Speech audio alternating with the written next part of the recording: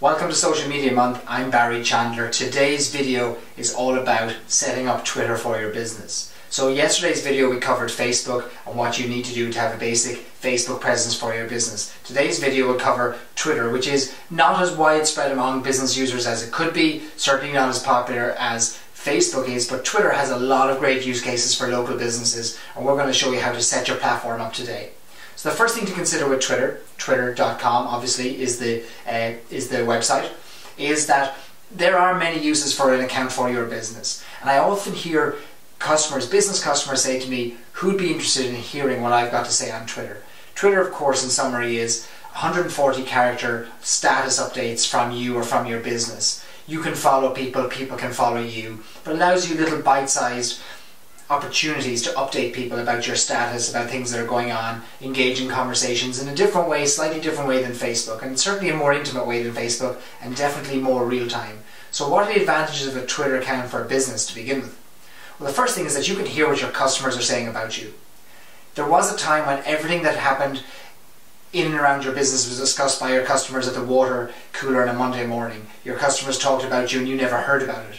Twitter now allows us access to some of these conversations, and there are many examples of businesses discovering conversations, problems, compliments, issues arising around their business, or finding these conversations on Twitter. In fact, companies like Dell have set up entire mission control style rooms full of social media employees whose job is to identify mentions of words like Dell computers, Dell, Inspiron, things like that, and identify where there's an opportunity for the company to solve a crisis before it turns into something bigger, or see a business opportunity. So you can hear what your customers are saying about you, and just as importantly, hear what your customers are saying about your competitor.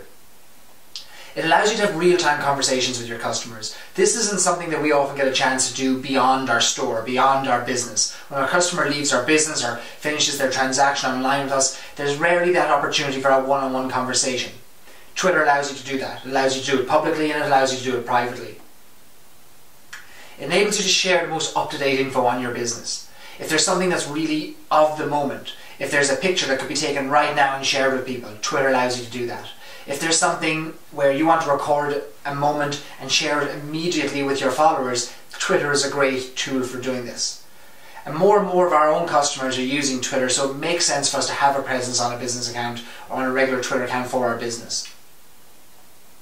And it gives you the instant ability to reward customers. So if you want to bring customers into your business in a very immediate way, for example, tweeting out the next 10 customers into the business in the door of my shop or in the door of my store, saying the word Twitter or saying the word, use a promotional code, get a certain percentage off or get a free something. Twitter allows you to do that. So we hear lots of examples of celebrities tweeting out and their location. Suddenly thousands of people are following them and turning up at the store, turning up their location. While we're not all celebrities, there is an opportunity for us to have a following and to reward that following and to give them something instantly through Twitter, and to really leverage that power of something that's instant and immediate and access people with their smartphones. So the first thing to bear in mind is that you should have the right Twitter handle. When you're setting up your Twitter account for the first time, you go to twitter.com, you create a new account. It's important to realise that you've got an opportunity there to brand your business in line with everything else you've been doing, in line with all the rest of your marketing. What's your Facebook page called? What's the official name of your business? Things like that.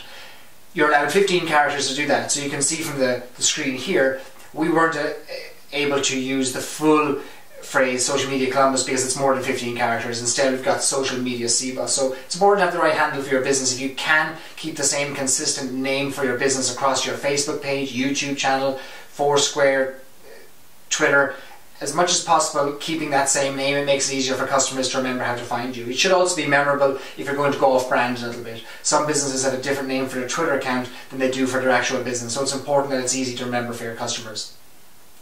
Next thing to bear in mind is that you have that opportunity to hide your tweets from public or to show them.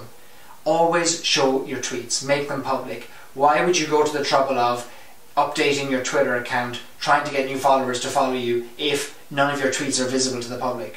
Not everybody has to follow your Twitter account to be able to see your tweets. So I think that it makes a lot of sense for your business to publicly share their tweets. There's no business case, in our opinion, for hiding your tweets from the public. Now, some of the important parts of setting up your Twitter presence to begin with, and we'll move on in the next few videos into areas of what type of content can be shared on Twitter, how to best use Twitter to attract customers. In fact, later on in this little video we'll talk a little bit about how to find your first followers for your business on Twitter. But there are 4 really important parts to setting up your Twitter account. Your picture. We're big fans of using a personal profile picture instead of a logo. Now, if you're going to go down the road of representing the brand, maybe that's really important to have the picture, but we like at least there to be a human element to the Twitter account. And if that's not in the picture, certainly it could be in the bio where you describe who it is actually managing this Twitter account. For example, if you go to the Twitter account for the White House, it says very clearly that these Twitter accounts are this is the Twitter account for the White House, managed by communications staff. You go to Barack Obama's Twitter account, it says managed by his communications team. Occasional tweets will be signed BO. So you'll see a lot of businesses, especially larger corporations, will have a social media team or communications team that will actually sign the tweets with their name. And this is very helpful because for those people who are following up on a customer complaint or they have an issue that they were dealing with, they know who they were talking to. And again, it adds a human element to Twitter, which a large business, Walmart, Target, could often have this big wall, a big divide between them and their customers, and that breaks down that barrier a little bit more. So think about the picture, whether you want it to be personal or whether you want it to be for the business. The name obviously should reflect your business. The name is slightly different to your actual business name, so choose that carefully. Your website, obviously you want to update your website and your Twitter account so that those followers who visit you on Twitter and follow your Twitter account and want to know more about you can see that link and can click through to your website really, really easily. And on your bio, describe in 1 paragraph what this Twitter account is all about. It doesn't have to be a full synopsis of your business, but a little summary of what your business does. In my case, for example, when I'm tweeting at the Bar Blogger, my bio says that I help bars and restaurants increase their profits by suggesting new ways to drive business in the door and analyse their costs, and these tweets will share interesting links and things like that. And so it gives a short overview to my bar and restaurant customers for that Twitter account that I manage for that side of the business. So think about what you can do for the bio for your particular business. You also have the option to customise the background. Something to bear in mind again is that just like when we spoke about Facebook, the fact that while it's great to be able to add lots of bells and whistles to our platforms, the majority of our customers are actually not going to interact with us on that page anymore. Once they've clicked follow and once they like us on Facebook, they'll manage their interactions through their own newsfeed, through their own Twitter stream. So customise it by all means, but there's certainly no need to go to any great expense to do that. Now, how do you find Twitter users? Bear in mind this video is a very basic overview of how to set up your Twitter profile.